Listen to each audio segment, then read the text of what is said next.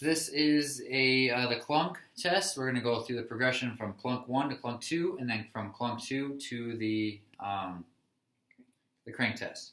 So first, with Clunk I, you have your patient supine. This is testing for a pseudo-locking implication indicating Bankart lesion or anterior inferior torn labrum.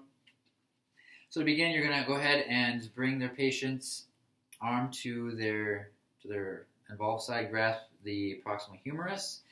As so, use your belt buckle to go ahead and push an axial load into their arm, and then you're going to move their glenohumeral in a circumduction position while applying the laxial load in a clockwise and a counterclockwise position. Anterior inferior region of the glenohumeral between 3 and 6 o'clock on the right shoulder is where we're going to see mostly a Bankart lesion pain symptoms. Next, we're going to go into Clunk II, same position, except this time you're gonna go ahead and apply again the axial load with your belt buckle into their shoulder. This hand is going to be used as a fulcrum behind the glenohumeral head, and you're going to move from this position, and then at each, this position about 20 degrees, and then 45 degrees, 90 degrees, and then moving all the way up.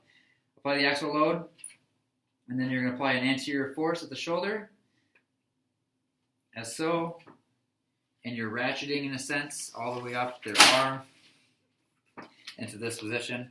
Next, we're going to go to the crank test once you're here.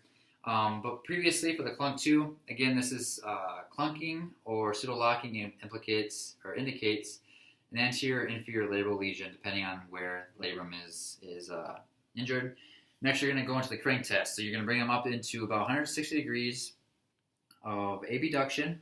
You're going to apply an axial load down into the glenoid, and then you're going to passively move them into internal and external rotation passively, while again applying the load through. And then pain during internal and external rotation or reproductive symptoms, usually pain, catching or pseudo-locking is felt, will indicate glenoid labral tears. Good done.